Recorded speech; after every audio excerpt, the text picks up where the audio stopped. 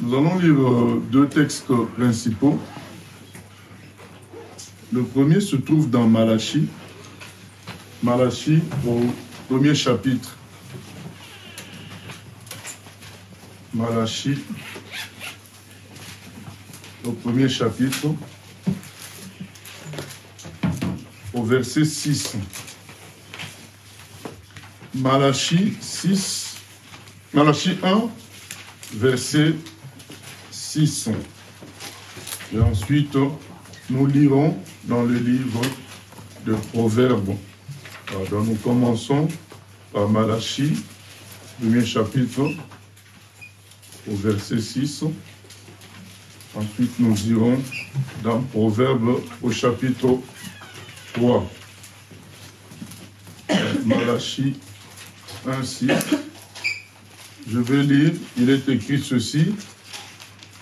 Un fils honore son père et un serviteur son maître. Si je suis père, où est l'honneur qui m'est dû? Si je suis maître, où est la crainte qu'on a de moi? Dit l'Éternel des armées, à vous, sacrificateurs, qui méprisez mon nom et qui dites, en quoi avons-nous méprisé ton nom? Voilà. Donc j'utilise ce verset pour montrer que Dieu lui-même se qualifie de Père. Donc même avant que nous recevions Jésus-Christ sur terre et que par son sang, tous les chrétiens sont adoptés comme fils de Dieu, même avant ça, Dieu, il se présente comme étant le Père et dit, mais normalement, je suis comme votre Père, vous, les fils d'Israël, mais je ne vois pas que votre comportement est comparable au comportement d'un fils envers son père. Où est l'honneur, où est le respect? Et nous lisons aussi dans Proverbes 3.11, c'est écrit ceci, Proverbes 3.11 à 12. Mon fils, ne méprise pas la correction de l'Éternel. Mon fils, ne méprise pas la correction de l'Éternel et ne t'effraie point de ses châtiments, car l'Éternel châtie celui qu'il aime, comme un père l'enfant qu'il chérit. Voilà, donc là encore, il nous est dit que Dieu corrige celui qu'il aime, comme un père corrige l'enfant qu'il chérit. Voilà. On lit l'amour, le fait que un père chérit son enfant, il y a la correction qui va ensemble. Sinon, il n'y a pas un véritable amour. Parce que le véritable amour n'accepte pas que l'autre se perde dans l'erreur. C'est logique. Donc du coup, il y a des rectifications, faire des corrections à faire. Sauf que, malheureusement, l'être humain ne veut pas de cela. Non, notre exhortation, nous allons l'intituler « Oncle, tante ou père ». Donc, qu'est-ce que nous préférons? Qu'est-ce que nous voulons? Que Dieu soit un oncle, une tante ou un père, qu'il use de sa fonction de père envers nous. Donc, quelqu'un qui nous aime beaucoup, puisqu'un père peut mourir pour son enfant, c'est ça aussi la différence. Il peut mourir pour son enfant, mais il n'accepte pas que son enfant soit dans les égarements, dans les défauts. Il va essayer de les corriger pour rendre son enfant parfait. C'est aussi ça, l'amour. Mais c'est ça, c'est ce que les gens de notre époque n'acceptent pas. Et même les chrétiens de notre époque n'acceptent pas Dieu comme papa. Donc quelqu'un qui va aussi se soucier de t'éduquer, de te corriger. J'ai pris l'exemple de oncle, tante, pourquoi? Vous savez, quand nous étions petits, quand un oncle nous visitait, après 6 mois, après une année, parfois après 10 ans, il y a certains oncles qui habitaient dans la province, Mais quand il venait après 10 ans, après 3 ans, après 6 mois, après 3 mois, c'était toujours que des cadeaux, que des sourires, que des histoires qu'il nous racontait. Nous avions l'impression que c'est l'oncle vraiment qui nous aimait, quoi. Et il venait là et il pouvait passer un jour, il pouvait passer 1 heure, il peut passer 2 heures, ou bien l'ami d'un papa qui vient, il passe 1 heure dans la maison avec notre père. En partant, il nous laisse quelques pièces de monnaie. Voilà, nous trouvions comme un papa tel, lui il est vraiment gentil. L'ami tel de papa, lui il est bon. Sous-entendu, mais notre père il est dur. Voilà. Mais le problème c'est quoi? C'est que cet oncle-là, cette tante-là, ce ne sont pas eux qui vont s'occuper de payer vos études, de vous surveiller, de vous garder quand vous êtes malade, de dormir à l'hôpital avec vous quand vous êtes hospitalisé. Ce ne sont pas eux qui vont payer les amendes si vous fraudez dans le métro. Ce ne sont pas eux qui vont payer les conséquences de vos bêtises. Les personnes qui vont payer les conséquences de vos bêtises, c'est votre père et votre mère. Ce sont elles qui vont payer directement les conséquences de vos bêtises. Donc c'est normal que ces deux-là veillent sur vous. Donc les parents, ils vont chercher notre bien en faisant que nous recevions la meilleure éducation, la meilleure protection, la meilleure construction à l'école. Et ça peut paraître dur pour qu'un enfant qui veut jouer aux jeux vidéo, on lui dise, mais non, il y a un devoir à faire, il faut faire le devoir. Nous avons vu sur Pronote, tu as un devoir. Il peut trouver ça injuste, alors que quand l'oncle vient, lui, tout de suite, il te ramène en cadeau même les jeux vidéo. Voilà. Donc, ça paraît que l'oncle est bon, et beaucoup de gens d'aujourd'hui cherchent les dieux oncles, les dieux tantes ou oncles, les dieux amis du papa. Ils cherchent un Dieu comme ça. Notre Dieu est un père. Lui, il veut l'avenir, il veut construire l'avenir de son enfant. C'est pourquoi nous avons bien lu, il dit, mais où est l'honneur qui m'est dû en tant que père? Il dit, mais non, moi, l'image que vous devez avoir de moi, c'est l'image d'un père. Donc il faut ce respect-là, cet honneur-là de père. Et dans Proverbe 3, c'est dit, ben, il faut accepter que je vous corrige. Puisque un père ne peut pas laisser son enfant dans l'égarement, dans la bêtise.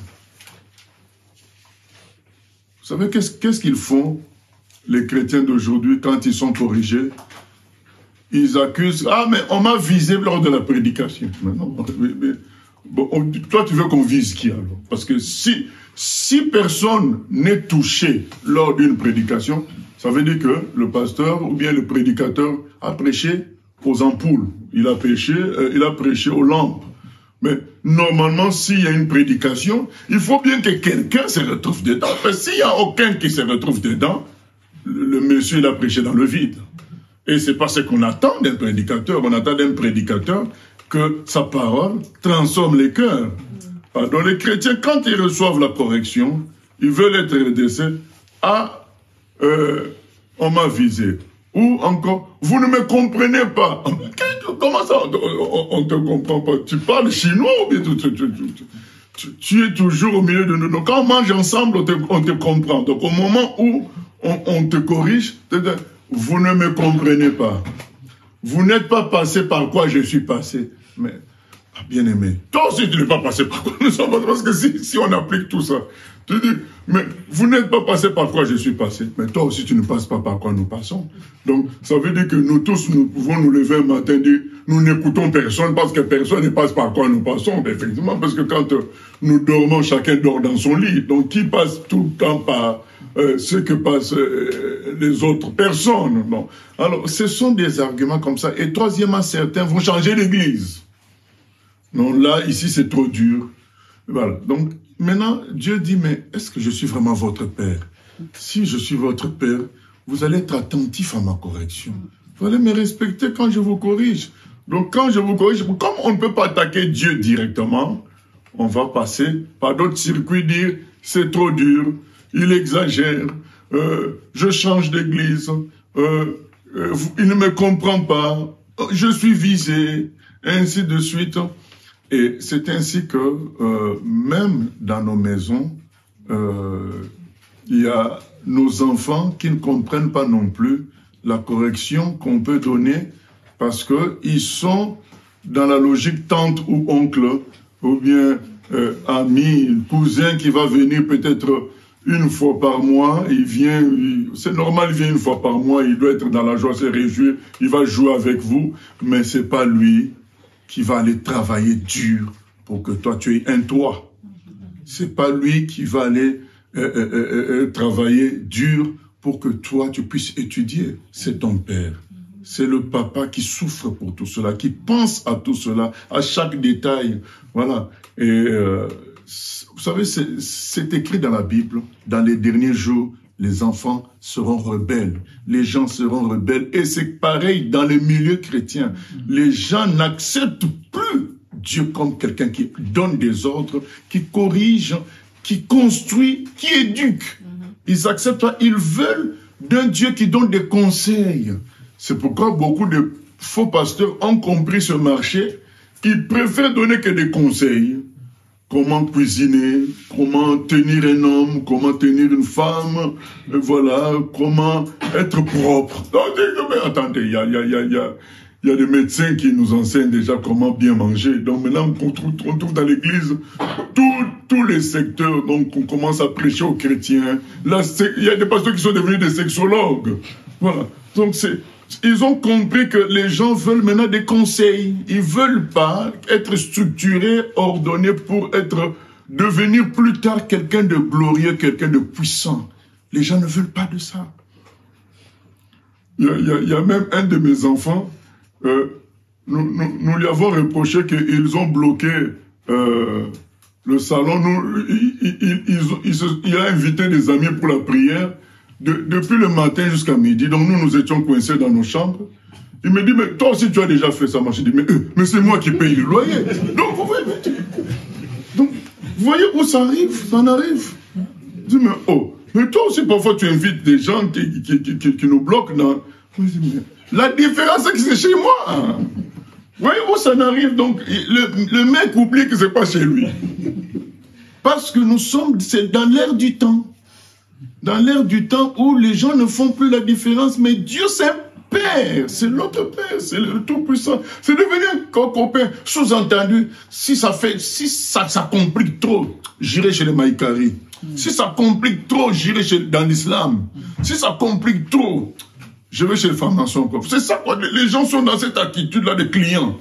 Donc, ils sont là. Et quand ils sentent que ça commence à chauffer, Dieu est en train de corriger les redresser. Ah, mais là, non. Si c'est comme ça compliqué, j'irai ailleurs. Ils ont des menaces au fond d'eux, croyant que Dieu va s'aider. Bien aimé, nous perdons notre temps. Dieu ne se laissera impressionner par personne. C'est lui qui est Dieu. C'est nous qui devons nous incliner devant lui. Il y a des gens qui entendent la voix de Dieu, l'appel de Dieu. Ils sont tout le temps là à négocier, Dieu dit, mais est-ce que je suis votre Père vraiment? Parce que si je suis votre Père, vous comprendrez que je veux votre intérêt. Quand je sonne cet appel dans ton cœur, c'est pour ton bien, c'est ton appel. Si je suis Père, l'événement fâcheux qui t'est arrivé, c'est pour ton intérêt. Il y a deux cas par rapport aux événements fâcheux. Il peut y avoir nos propres péchés dedans. Soyons humbles pour reconnaître quand Dieu nous corrige.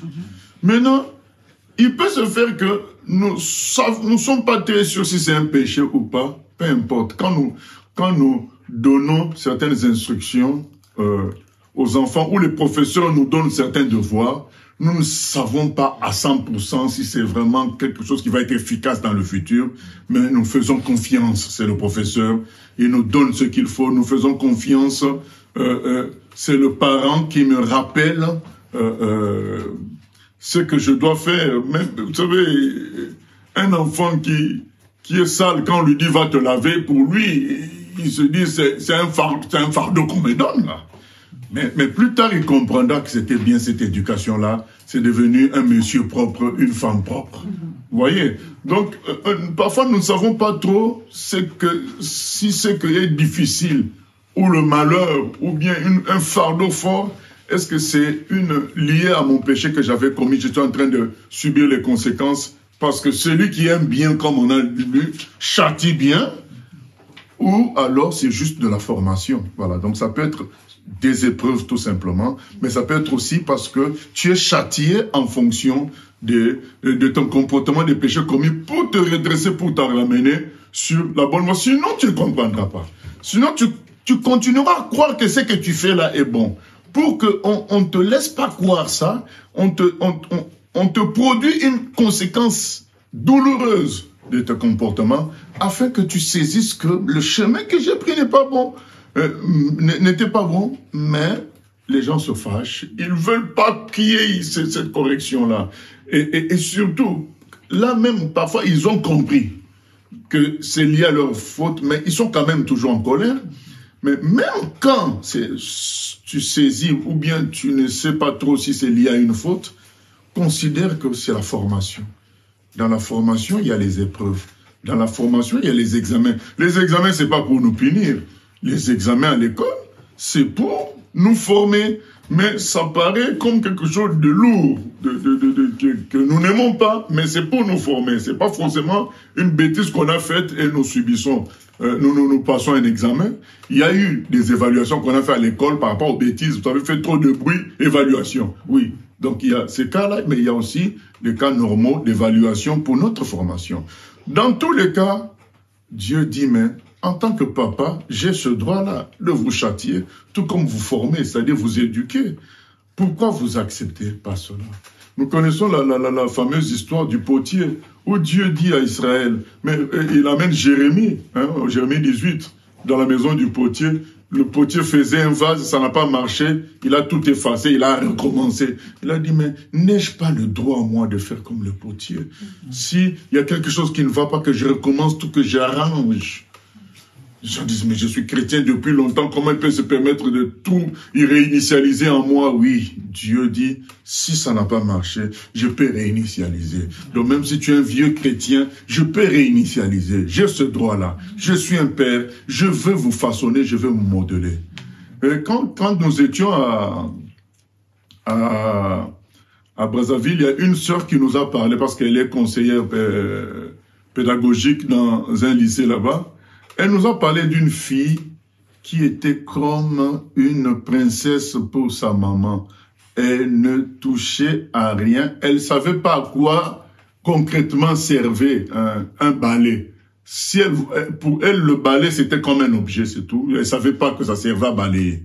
Parce que sa chambre était balayée par les domestiques, nettoyés. Elle ne savait pas qu'on lavait les vêtements. Elle, quand elle avait des vêtements sales, elle les laissait dans la salle de bain. Un domestique venait s'en occuper, un blanchisseur. Et à l'école, dès qu'elle avait un petit rhume, elle venait pas à l'école. C'est la maman qui appelait pour dire non, ma fille est malade. La sœur l'appelait même princesse, donc elle touchait à rien jusqu'à ce qu'elle atteigne l'âge d'aller faire des études à l'université. Et là, les parents l'ont envoyée dans un pays étranger, en Chine. Et bien là, il fallait balayer sa chambre. C'était la première fois qu'elle découvre. Elle ne savait pas comment utiliser un balai. Et ça fait pas. Et plus tard, elle a rencontré la conseillère pédagogique. Je ne sais pas où ils se sont revus. Notre sœur lui dit, alors, comment ça va maintenant? Elle dit, madame, ma mère m'a mal élevé. Je suis parti en Chine. Je ne savais pas balayer, je ne savais pas cuisiner, je ne savais rien du tout. Je me suis retrouvé comme un agneau dans la forêt humaine. Je ne savais pas quoi faire. Moi, je n'éduquerai pas mes enfants comme ça. Voilà. je vais les corriger, je vais leur apprendre à faire des choses, ainsi de suite. Vous voyez. Donc, cette fille-là, en grandissant, elle a compris que sa maman lui a rendu un mauvais service.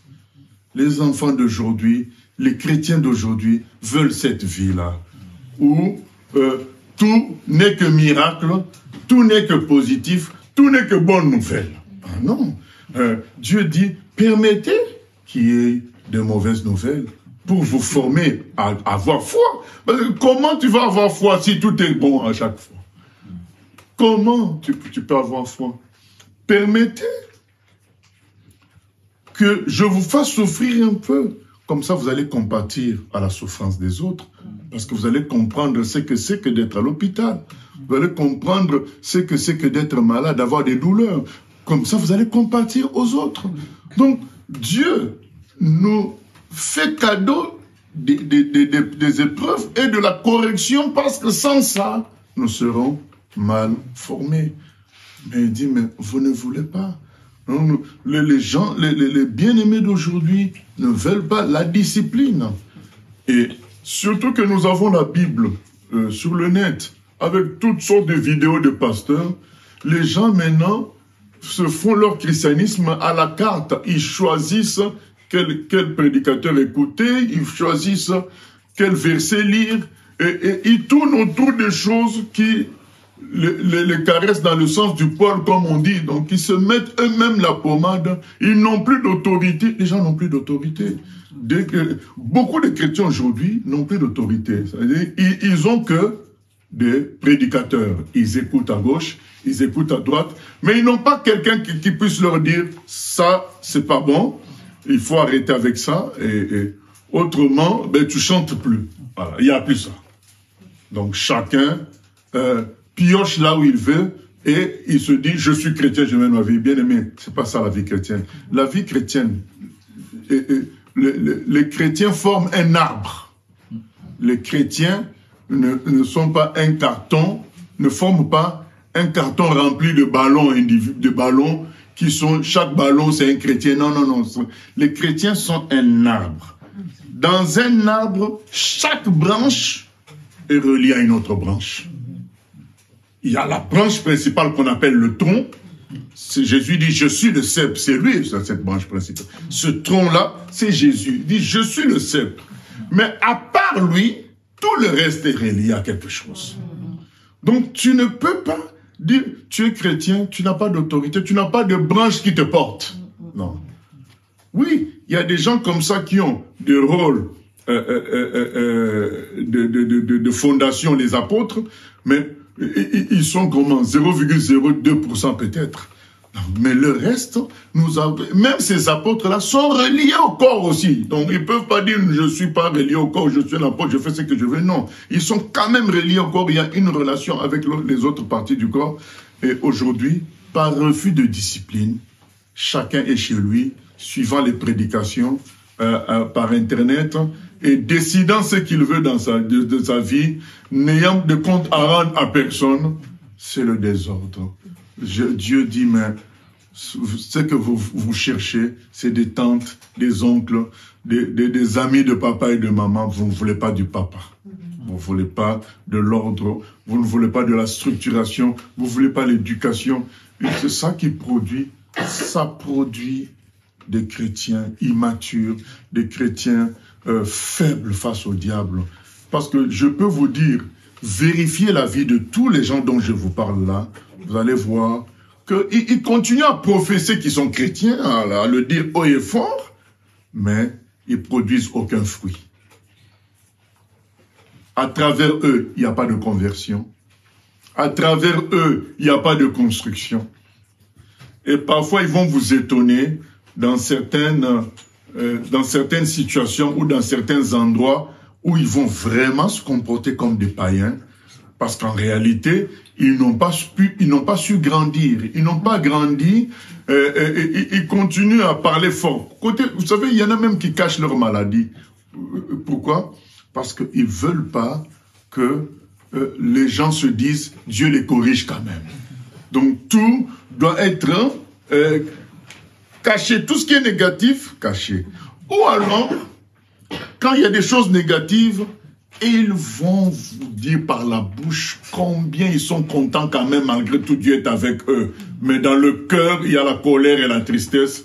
Mais dans l'apparence, il faut montrer aux gens que je passe bien l'épreuve. C'est Dieu qui est au contrôle. C'est des fanfarons, comme dit les Écritures. Dans les derniers temps, il y aura les hommes deviendront fanfarons. Donc, il est en colère dans son cœur, mais il va te faire le cinéma d'une belle vie.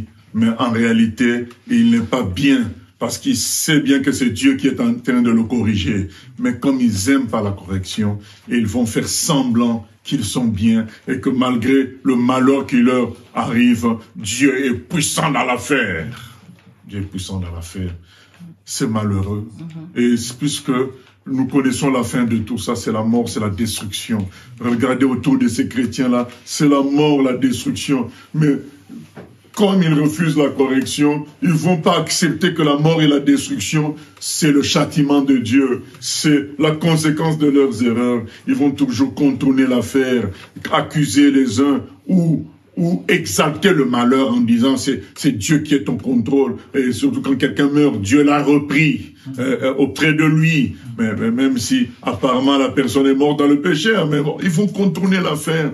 Et quand c'est la maladie, oh mais Dieu est au contrôle. Voilà, nous avons confessé Dieu à l'hôpital. Mais oui, mais regardez, vous enchaînez toutes sortes de maladies, de malheurs. Réfléchissez. Pas du tout. Parce que s'ils réfléchissent, ils vont bien se rendre compte qu'il y a une correction quelque part là. S'ils réfléchissent, ils vont bien se rendre compte qu'il y a une formation qui est là. Donc, et comme eux, ils se considèrent comme parfaits, ils ne veulent pas qu'on dise que Dieu est en train de les former. Il faut surtout pas, puisque eux, ils sont les plus bons chrétiens, même les plus bons chrétiens seuls. Jésus a dit, quand une branche n'est pas sur l'arbre, elle va sécher. Elle va sécher. Pourquoi elles ne sont pas sur l'arbre, ces branches-là? Parce qu'elles ne veulent pas d'autorité. Elles ne veulent pas de Dieu comme Père. Et parce que Dieu, dans sa paternité, il ne va pas apparaître physiquement comme ça. Il utilise d'autres personnes pour jouer son rôle de Père, nous corriger, nous façonner, nous éduquer. Et certains s'affranchissent de ces autorités-là et ils mènent leur vie comme ils veulent. Et ça aboutit toujours à l'échec. Parce que ce qu'on construit en dehors de la branche sur laquelle tu es porté, ça va sécher. Ça va sécher. C'est pourquoi il y a tant d'échecs, tant de situations compliquées dans les milieux chrétiens, au point que nous ne sommes plus un témoignage auprès des païens. Donc les hôpitaux sont remplis de chrétiens, les prisons sont remplies de chrétiens, les divorces sont remplis de chrétiens, et donc du coup, on ne sait plus faire la différence entre un païen et un chrétien. Parce que beaucoup n'ont pas accepté les instructions du Seigneur.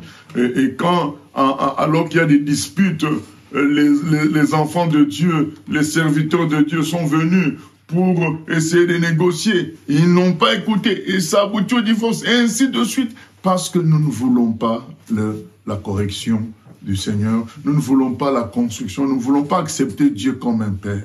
Nous devons revoir tout cela. Et beaucoup aujourd'hui aussi ne viennent pas à Christ parce qu'ils sentent bien qu'ils vont être éduqués. Ils préfèrent rester comme ça. Mais quand tu restes comme ça, tu es branche sans arbre. Tu es en train de sécher, tu t'en rends pas compte. Tu t'en rends pas compte. Il faut se réveiller. Je pense que nous tous, nous connaissons la fameuse histoire de Luc chapitre 15, à partir du verset 11, l'histoire du fils perdu.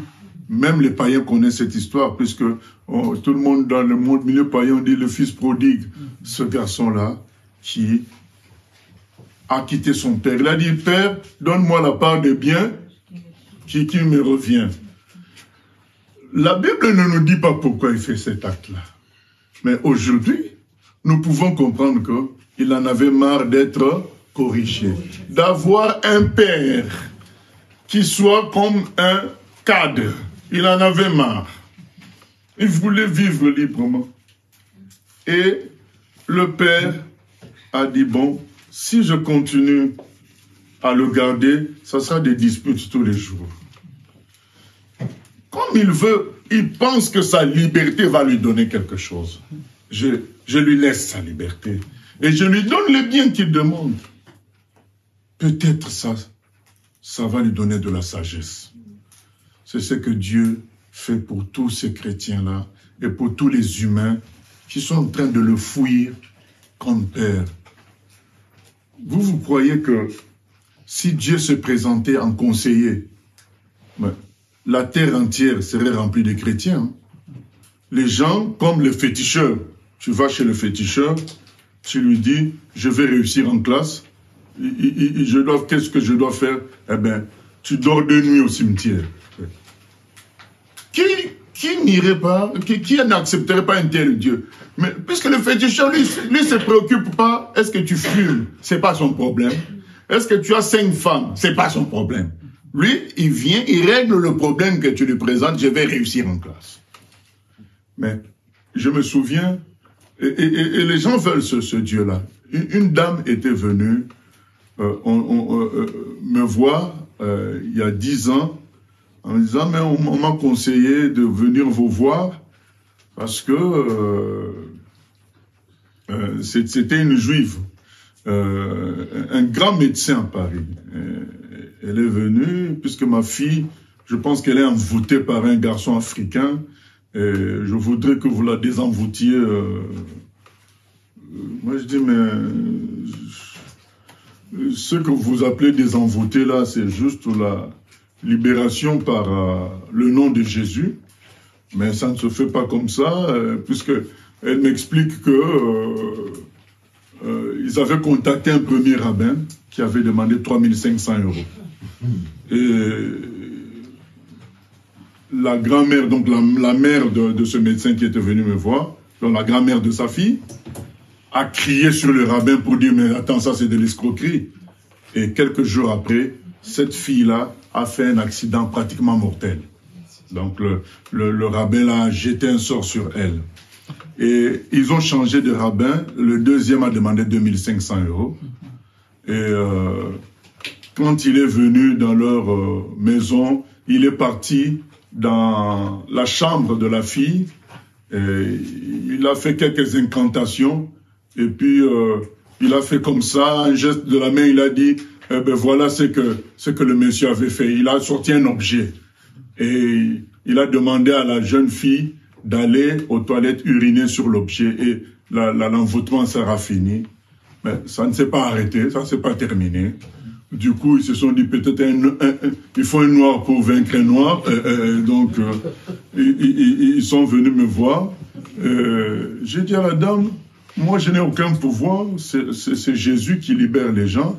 Mais pour que Jésus libère, il faut que tu comprennes le message de l'évangile, le message du salut, et que tu y adhères par la conversion, et ensuite par le baptême. Je lui explique le salut en Jésus-Christ. Je dis, mais si vous entrez dans ce contrat-là, dans le salut avec Jésus-Christ, vous verrez que tout le reste va être éclairé dans votre vie, votre fille sera libérée, ainsi de suite. Vous voyez? Et tout ça, gratuitement. Vous savez qu'elle n'est plus revenue. Donc, il y a la gratuité, mais on te dit, mais là, Dieu va devenir ton père. Tu devras vivre dans l'éducation de Dieu. Elle n'a pas voulu.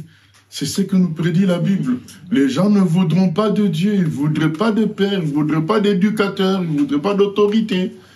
Elle a préféré aller, donc quand il fallait payer, elle paye 2500. Oui, c'est ça. Mais ce n'est pas le seul cas. Nous avons eu un autre cas d'une dame qui vient, pareil, toujours à l'église. Oui, mais j'ai un problème, ma fille, j'ai oublié le problème qu'avait sa fille. Je crois qu'elle était malade à l'hôpital. Mais on pense que c'est un sort qu'on lui a jeté. Et on m'a conseillé de venir vous voir. Et mon collaborateur lui pose la question, mais qui vous a conseillé de venir nous voir? Elle cite le nom de la dame. Elle dit, mais c'est cette dame-là. Le collaborateur dit, mais c'est qui cette dame-là? Elle dit, mais vous la connaissez pas, tout le monde la connaît à Rouen. Mais c'est une grande voyante.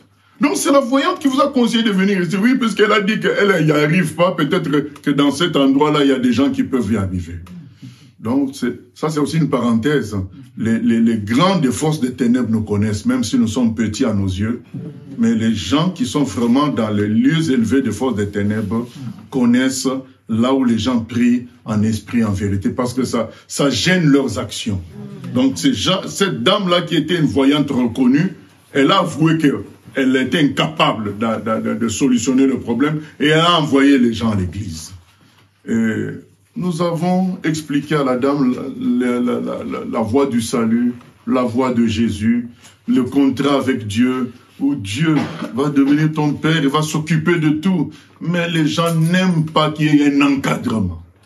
Ils ne veulent pas de Dieu qui va encadrer. Mais sans encadrement, tu vas finir où? Tu vas finir où? Dans ce cas qu'on supprime tout. Les écoles, le code de la route, on supprime parce que tout ça c'est des encadrements. C'est ça qui permet qu'il y ait la vie sur terre, qu'il y ait l'ordre. Et malheureusement, beaucoup de chrétiens sont dedans, comme ce fils perdu. On lui a dit, ben, fais ce que tu veux.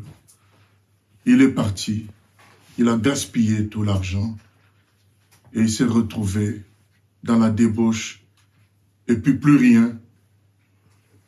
Il a cherché du boulot, il a trouvé à garder les cochons, ce qui était impur pour un juif, mais il n'avait pas le choix, il n'avait plus rien. Voilà ce que, où les gens qui ne veulent pas de Dieu, ils finissent comme cela. Ils finissent comme Céline Dion. Tu chantes, la voix ne sort plus.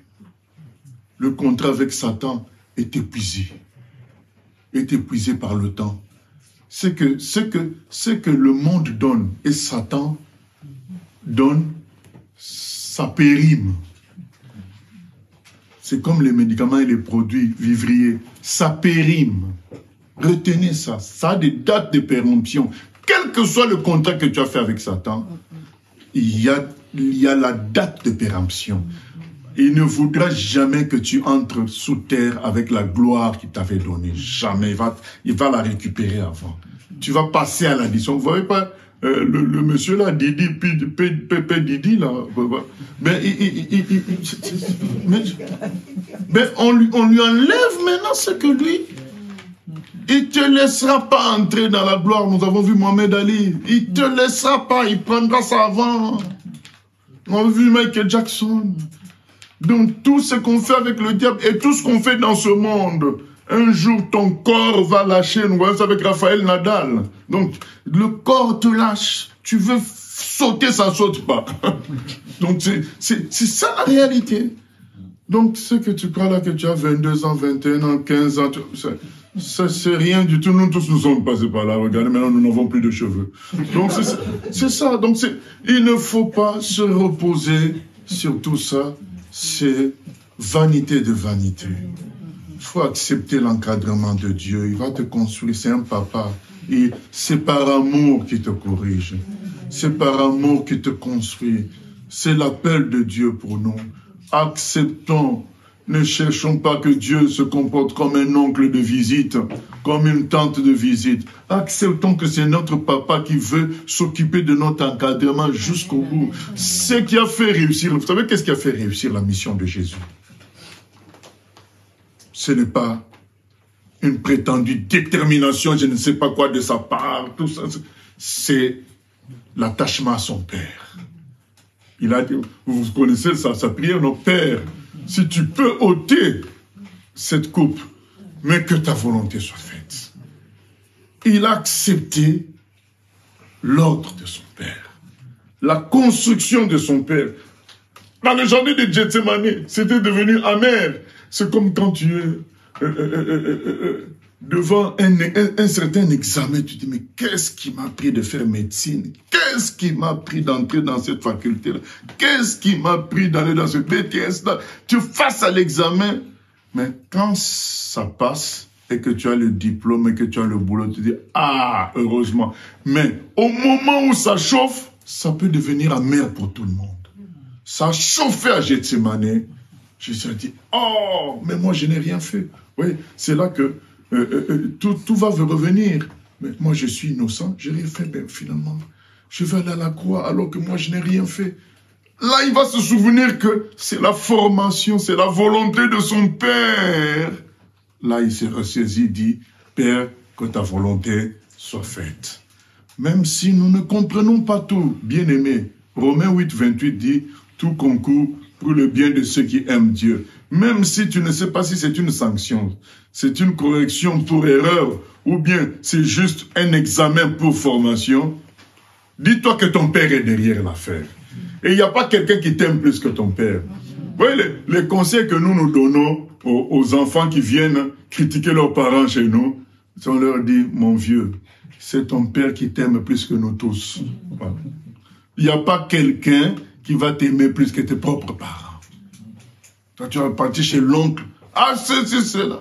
Mais les vrais oncles finiront par te dire, celui-là, c'est mon frère, c'est ma soeur. Je la connais avant toi. Toi, tu es né après. Nous nous connaissons avant. Il te veut du bien. Mais c'est toi qui ne comprends pas. Voilà. Donc, Dieu nous veut du bien. Mais c'est nous qui ne comprenons pas. Et aujourd'hui, nous sommes là, des oncles, pour te dire, je me souviens d'un frère à qui j'avais donné il y a peut-être 18 ans, 50 €, il était en galère. Il me dit, regarde pasteur, toi au moins tu me donnes 50 €, mais Dieu ne pense pas à moi. J'ai dit, oh. J'ai dit, mais toi tu veux dire que moi je suis plus bon que Dieu? Moi je suis qu'un oncle. La personne qui t'a créé, qui t'a porté, qui a envoyé son fils à la croix pour toi, c'est Dieu. Sauf que tu ne veux pas être un enfant et lui le papa. C'est ça le vrai problème. Beaucoup de problèmes dans la vie des chrétiens, c'est ça. Ils ne veulent pas que Dieu soit un papa et un enfant. Que le Seigneur nous aide à nous humilier. Humilions-nous, laissons-le dans son rôle de papa. Laissons-le dans son rôle de correcteur. Même quand nous n'avons pas tout compris, nous savons que le papa est derrière. Or, le papa ne veut que le bien de son enfant. Même si, tel que les choses se présentent, c'est comme notre perte à nous. Mais sachons que derrière, il y a un intérêt, la résurrection viendra après la mort. Voilà. Mais il faut que nous obéissions jusqu'à la mort, pour que nous expérimentions la résurrection. Si un cheminement avec le Seigneur est en train de nous amener à la mort, ne reculons pas. Imitons notre Seigneur Jésus. Il n'a pas reculé. Il s'est humilié. Et si pendant que nous parlons, tu te rends compte qu'il y a plein de situations dans ta vie, tu as mené ça tout seul, tu n'as pas suivi le Seigneur au fait, tu n'as pas écouté les gens que Dieu a mis autour de toi comme des instruments qui font fonctionner le côté Père de Dieu sur ta vie, c'est le moment de corriger, de te redresser. Et si tu fuis Dieu parce que tu ne veux pas d'encadrement, tu veux faire ta vie, souviens-toi que c'est pas ta vie, c'est quelqu'un d'autre qui l'a créé, c'est Dieu. Retourne à lui, il veut l'unité avec toi pour te faire du bien, et le bien c'est aussi te former à être un vrai homme, à être quelqu'un comme lui, Dieu. Et acceptons cela, notre vie sera transformée. Dieu est amour. Voilà sa nature. Il est amour, il ne te cherche pas du mal. Il veut juste t'encadrer pour ton bien. Acceptons cela. Que Dieu nous aide au nom de Jésus. Amen.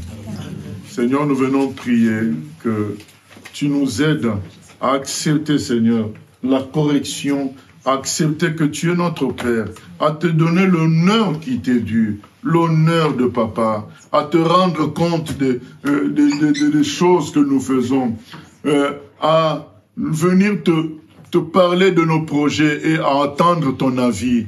Nous voulons aussi, dans cet honneur-là, être conscients que vraiment tu t'occupes de nous, que nous n'avons pas à nous inquiéter, que nous soyons en paix par rapport à tout, parce que tu es derrière tout avec nous si nous avons pris la peine de te considérer comme Père, et que tu es notre plus grande sécurité. Ce n'est pas un travail qui est notre sécurité, ni une élévation au travail, ni les applaudissements des humains. C'est le fait que tu sois notre Père, qui est notre force, Seigneur. Béni soit ton nom, Papa. Aide-nous à te laisser ta place de Père et à te suivre comme des fils obéissants au nom de Jésus-Christ. Alléluia. L'Éternel est Papa, le Tout-Puissant est Papa, le Créateur est mon Père.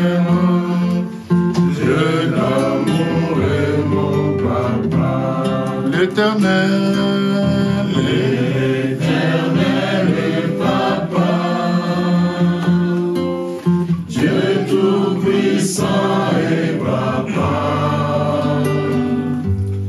le Créateur et mon Père, Dieu d'amour et mon Papa. oh mon Dieu, Je t'aime, mon Dieu, je t'aime, mon Dieu, je t'aime, tu es mon papa. Mon Dieu, je t'aime, mon Dieu, je t'aime, mon Dieu, je t'aime, tu es mon papa. oh mon Dieu, Mon Dieu, je t'aime, mon Dieu, je t'aime.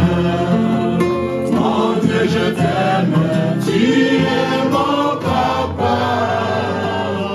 Mon Dieu, je t'aime, mon Dieu, je t'aime, mon Dieu, je t'aime, tu es mon papa. oh Père, nous t'accueillons vraiment dans nos cœurs comme notre Père. Nous te demandons pardon pour toutes les formes de rébellion, Seigneur, pour les murmures dans le cœur, pour les incompréhensions qui se transforment en colère, Seigneur. Nous voulons t'affirmer que nous avons compris que tu es derrière toute situation nous concernant pour nous éduquer et nous amener à la perfection, afin que, unis à toi, nous manifestions ta gloire. Béni soit ton nom, Papa, au nom de Jésus. Amen. Amen.